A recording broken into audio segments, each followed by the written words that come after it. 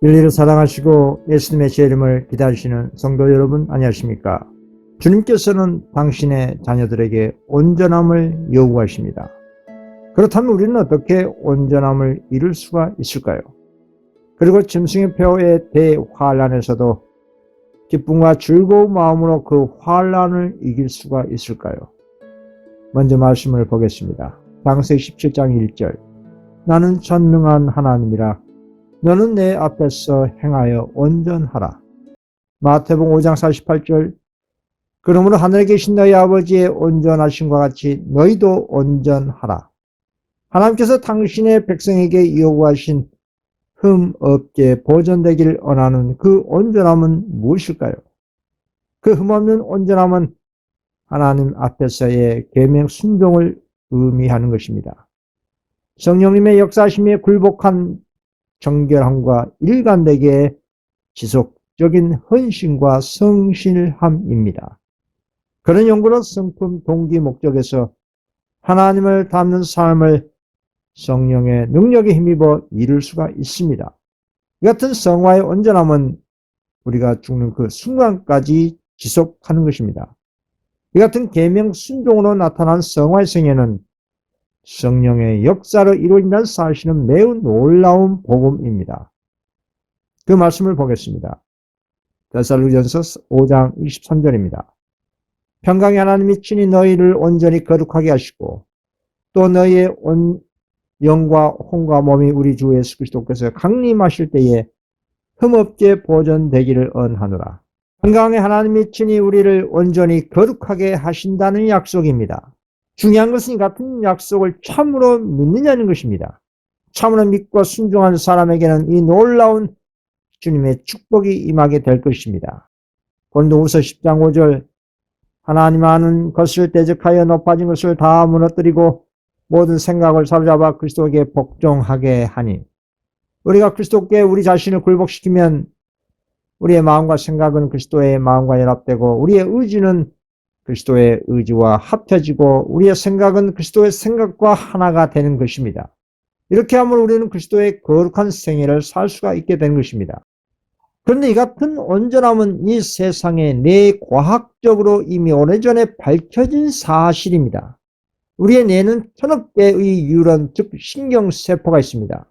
이 신경세포 사이를 연결해주는 시냅스라는 연결부가 있는데 이 시냅스는 우리의 반복된 생각과 말과 행동이라는 학습에 의해 새롭게 형성된 것입니다. 예를 들어서 어떤 성경 구절을 반복해서 암송하면 그와 관련된 시냅스가 생성되고 그 주위의 신경회로와 모세의 혈관이 새롭게 생성됩니다. 반복된 학습에 의해 형성된 시냅스가 뇌의 신경세포와 세포 사이 연결이 많아질수록 시냅스와 신경회로와 모세의 혈관이 많이 생겨 더욱더 기억, 생각, 학습이 신속하게 원활하게 이루어질 수가 있다 이 말입니다. 믿음과 신앙과 영성이 자라난다는 뜻입니다. 이것을 또 다른 말로는 습관이라고 하는 것입니다. 어떤 사람이 수십 년간 술, 담배를 했는데 이것을 단 하루아침에 끊는다는 것이 쉽지 않은 그 이유는 너무나 당연합니다. 그 이유는 그 사람의 뇌에 음주와 흡연이 나는 시냅스와 신경회로가 수십 년 동안 아주 강하게 굵게 형성되었기 때문에 끊을 수가 없는 것입니다. 어떤 좋은 습관이든지 나쁜 습관이든지 반복된 생각과 행동에 의해 형성되는 것입니다. 그리고 우리의 뇌는 그 반복된 행동에 뉴런이라는 신경세포끼리 연결해주는 새로운 시냅스와 그 주위의 신경회로와 그곳에 힘을 주기 위해서 피가 필요합니다. 그것이 미세한 모세의 혈관들로 생성되는 것입니다. 그러니까 어떤 나쁜 습관이 형성된 그 뇌의 신경세포 사이에 시냅스와 신경회로와 모세의 혈관은 더욱더 강화되어 고칠 수 없는 지경까지 가게 되는 것입니다. 반대로 좋은 습관도 반복된 행동에 의해 그와 관련된 시냅스와 신경회로와 모세의 혈관이 강력하게 생성되는 것입니다. 한마디로 우리의 뇌는 좋은 시냅스와 나쁜 시냅스와 서로 충돌하는 선악의 대쟁투의 장소입니다. 우리의 도덕과 영적의 큰 방이 마음이라면 그 마음을 구현한 장소와 곧 우리의 뇌입니다. 우리의 뇌는 반복된 학습에 의해 그 구조가 형성된다는 것입니다. 좋은 것을 반복적으로 생각하고 행동하면 우리의 뇌세포 사이에 좋은 신엽수와 신경회로와 그곳에 산소와 영양소와 각종 호르몬을 공급하는 모세 혈관이 생성되어 더욱더 강화될 수가 있는 것입니다. 예를 들어 우리가 하나님의 계명을 지키는 반복된 믿음의 순종을 하게 되면 우리의 뇌도 그와 관련된 새로운 신엽수와 신경회로와 모세 혈관이 생성된다 이 말입니다. 그리고 반복된 믿음의 행동과 계명 순종으로 우리의 신엽수와 신경회로와 모세 혈관은 강화되어 계명 순종하는 것이 너무나 기쁘고 즐거운 일이 되는 것입니다. 이것이 표면적으로는 습관이라고 하는 것이고 품성이라고 하는 것입니다.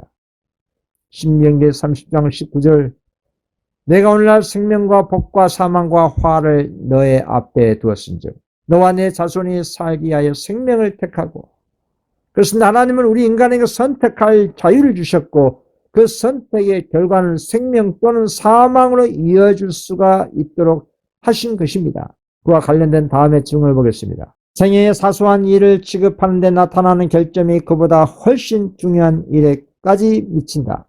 그는 자기에게 익숙한 원칙에 따라 행동한다. 그리하여 행동이 반복되면 습관이 되고 습관은 품성을 이루게 되어 그 품성으로 말미암아 우리의 현세적인 또는 영원한 운명이 결정된다. 좋은 품성과 습관 또는 나쁜 습관과 나쁜 품성이든지 하루아침에 이루어지는 것이 아닙니다. 어떤 과학의 실험에 의하면 사람의 습관이 형성되는 기간이 평균적으로 짧게는 6개월에서 길게는 2년 정도 걸린다고 하더군요. 그러나 문제는 이 같은 좋은 습관과 품성 그리고 나쁜 습관과 나쁜 품성이 반복된 행동에 의해 지속된다는 것입니다. 만약에 좋은 습관은 어느 순간 중단된다면 어떻게 될까요?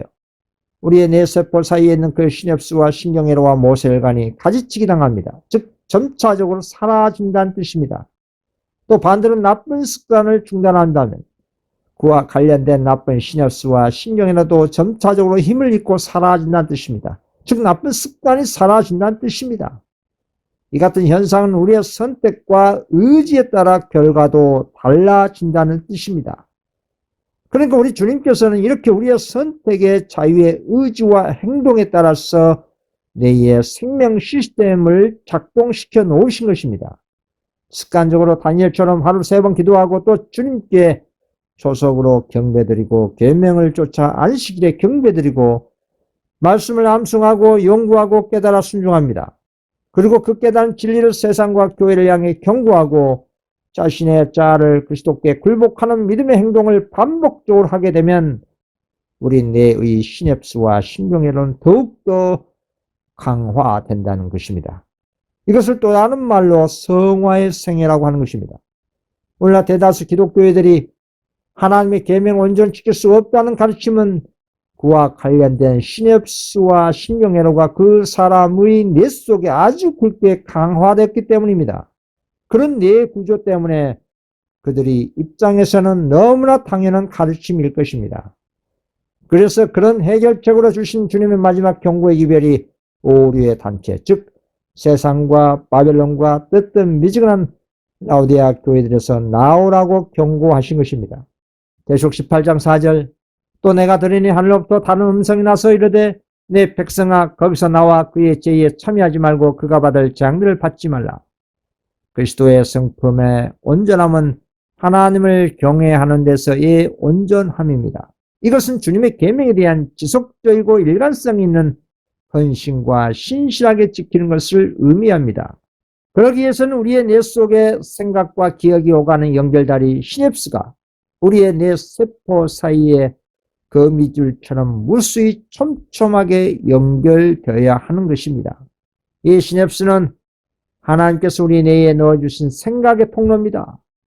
주님의 예언의 말씀을 연구하고 깨달아 순종할수록 이 통로가 더 많이 생기고 더 튼튼해져서 지혜와 기억과 학습과 영성과 믿음이 더 잘 자라나게 된다 이 말입니다.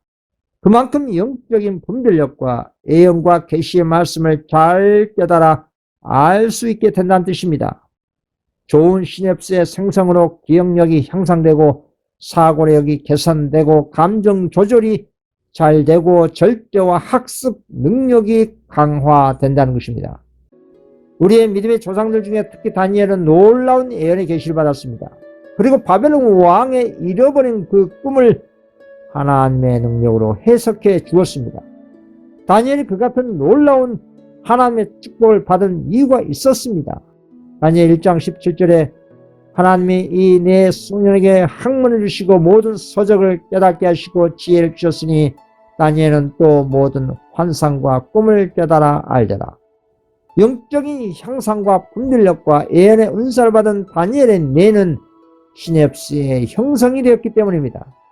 다니엘 시냅스 형성하는데 절대 필요한 오늘날 신경성장인자인 BDNF가 많았을 것이라 추정됩니다. 이 BDNF는 뇌율의 신경영양인자인데 뇌가 새롭게 무엇을 배울 때 새로운 회로를 만들 때 증가하는 단백질입니다. 이 뇌율의 신경영양인자 BDNF는 우리의 장내 미생물에 의해 만들어집니다. 장내 미생물은 채소, 과일, 식생활을 통해서 BDNF가 증가되고 그리고 뇌 기능 향상이 된다는 것이 오늘날 증명된 과학입니다. 다니엘과 세 친구는 그 당시 오늘날 같은 현대과학의 이런 이론을 모르는 상태였지만 태초에 주님께서 지정하신 인간의 식물인 채소, 과일을 어린 시절부터 순종적으로 식생활을 한 연고로 그들의 뇌는 매우 좋은 시냅스를 만들어진 것이라고 보여지는 것입니다. 채소와 과일 중심의 식생활은 BDNF 생성과 뇌의 회복력, 가소성을 강하게 촉진한다는 것이 오늘날 뇌과학적으로도 건강학적으로 매우 확고된 증명된 사실입니다. 창세기 1장 29절에 하나님이 이르시되 내가 온 지면에 심있는 모든 채소와 씨 가진 열매를 맺는 모든 나무를 너희에게 주노니 너희의 먹을거리가 되리라. 우리의 채식을 통한 장내 미생물의 유익균이 많을수록 내 신경영양인자인 즉 내가 새롭게 배울 때 새로운 회로를 만들 때 증가하는 그 BDNF가 생성된다 이 말입니다. 그래서 이 BDNF는 우리의 뇌 세포를 연결해주는 시냅스와 그리고 신경회로와 모세혈관을 생성시켜주는 것입니다. 물론 기본적으로 운동도 열심히 해야 되겠지요.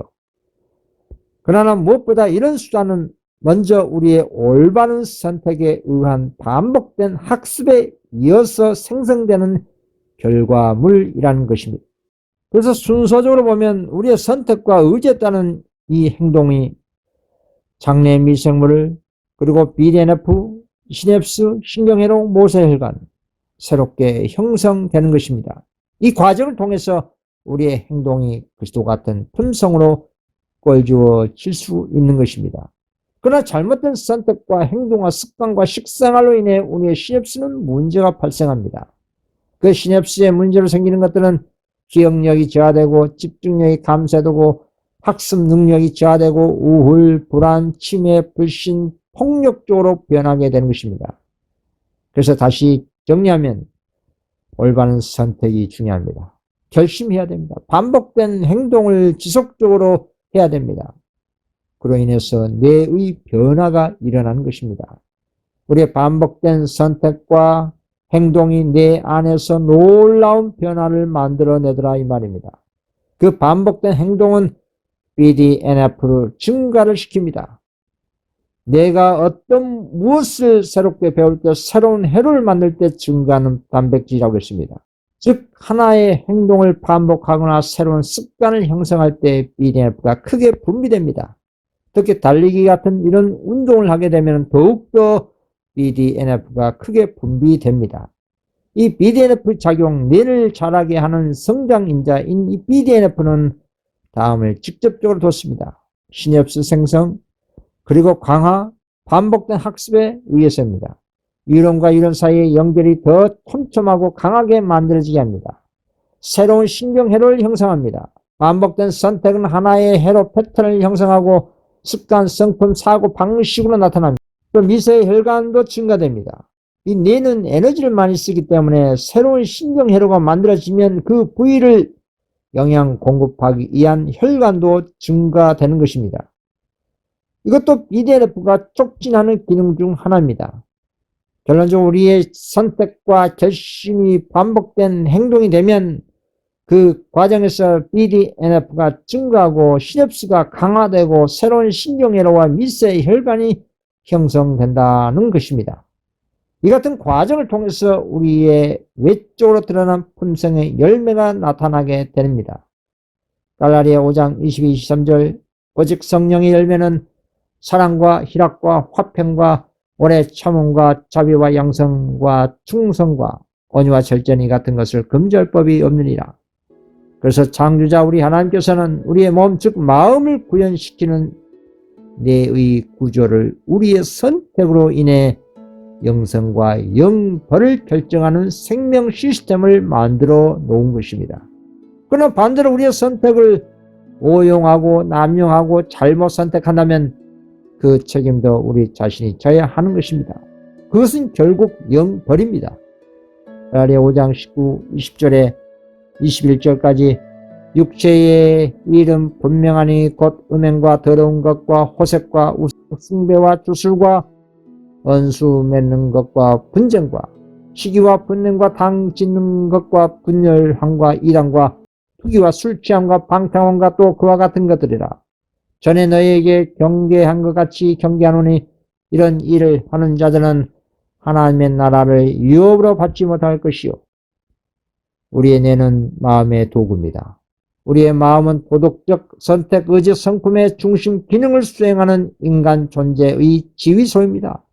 특히 전두엽은 하나님과의 영적 교신소고 도덕적 분별력과 의지력이 자리하는 매우 중요한 것입니다. 그래서 로마서 10장 10절에 마음에 믿어 의에 이르고 빌립보 4장 7절 너희 생각을 지키시라 라고 하셨습니다. 하나님의 말씀은 마음을 인격, 성품, 도덕적 결단, 의식, 영적 반응의 중심으로 설명합니다.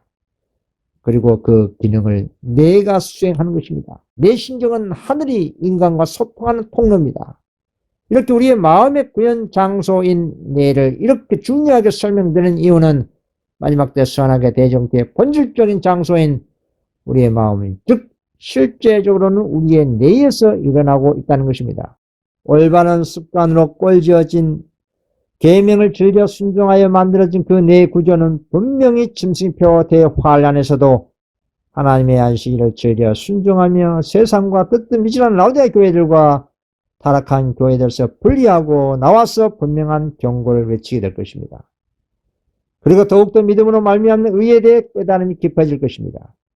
그리고 7장 가운데 짐승표 대환란과 야곱의 환란 겪는 상황에서 최후의 여자 남자 수 14만 4천인은 하나님의 계명은 예수 믿음으로 순종하는 놀라운 신앙을 보여줄 것입니다. 사단이 여자의 남은 자손 14만 4천만 유일하게 지배하지 못한 채 패배를 당하게 될 것입니다. 그 이유는 오늘날 은혜 시기 가운데 세상과 바벨론과 철저히 분리하고 계명을 지켜 순종하고 새 천사의 기별을 순타적으로 경험한 그리스도를 담은 성도들이기 때문입니다. 그들의 내 구조는 온전히 하나님의 진리의 말씀으로만 가득 채워진 시냅스로 연결된 내 구조로만 형성된 자들이기 때문입니다.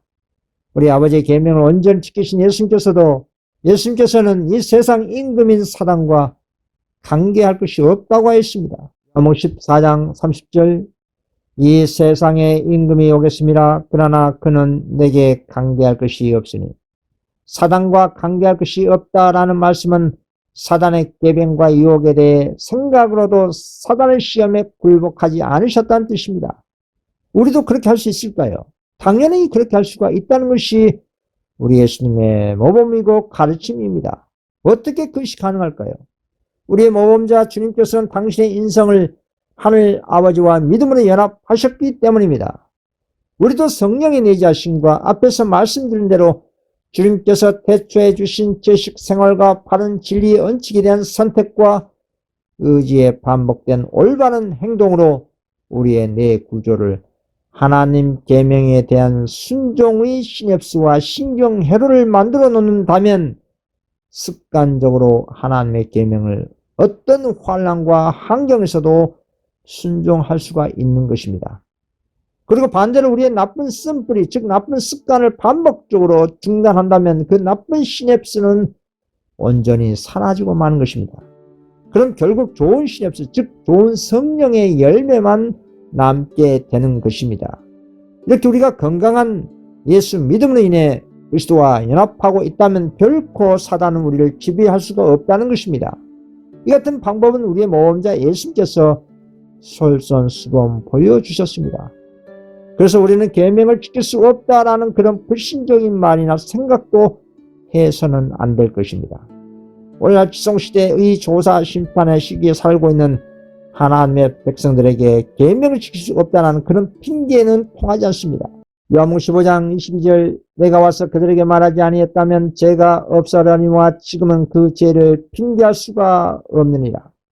그래서 7장 가운데 성도들이 겪을 짐승표 환난과 야곱의 환난 가운데 승리할 수 있는 유일한 방법은 우리 예수님처럼 우리의 뇌 속에 하나님의 말씀으로 가득 촘촘한 시냅스로 채우는 일입니다.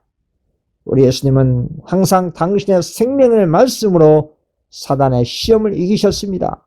마태복음 4장 4절 예수께서 대답하여 이르시되 기록됐을 때 사람이 떡으로만 살 것이 아니요 하나님의 입으로부터 나오는 모든 말씀으로 살 것이라 하니라 하시니, 하나님의 말씀을 우리의 마음의 기관인 뇌 속에 채운다는 것은 이것은 단순히 이론적인 지식을 채운다는 뜻이 아닙니다. 살아있는 생명의 말씀을 우리의 마음의 구현 장소인 뇌에 이식한다는 것은 곧 성령의 역사가 일어나도록 함이고 더욱더 그 예언의 말씀을 연구하고 깨달아 순종하기 위함입니다. 그 예언의 말씀을 연구하여 깨달아 순종하는 실천적 경험들이 수북히 가득할수록 살아있는 하나님의 생명의 말씀은 그 성도에게 사단의 시험을 대응할 수 있는 강력한 성령의 검이 될 수가 있는 것입니다. 히브리서 4장 12절 하나님의 말씀은 살아있고 활력 있어 좌우에 날선했던 검보다도 예리하여 혼과 영과 및 관절과 골수를 찔러 쪼개기까지 하며 또 마음의 생각과 뜻을 판단하나니. 그래서 성도가 어떤 시련이나 환난에도 자신의 약점이나 불리한 상황과 환경을 보지 말고 하나님의 말씀의 능력을 바라보라는 것입니다. 하나님 말씀의 능력을 바라본다는 뜻은 평상시에 그 생명의 말씀을 믿음으로 뇌 속에 심어 놓은 반복된 행동이, 즉 시냅스로 강화된 그 뇌 세포에 심어진 그 생명의 말씀을 성령님께서는 적절하게 대응할 수 있도록 생각나게 하신다는 뜻입니다. 우리는 이런 과정을 통해 14만 4천 여자의 남은 자손이 7장과 짐승표 환난과 야곱의 환난 가운데서도 하나님의 계명을 온전히 믿음으로 순종하여 하나님의 율법을 옹호하고 예수의 성품을 감사함으로 하나님 율법과 품성을 공격한 사단의 주장을 완전히 박살낼 수가 있는 것입니다. 누가복음 10장 19절 내가 너에게 뱀과 정갈을 밟으며 원수의 모든 능력을 제어할 권능을 주었으니 너희를 해칠 자가 결코 없으리라.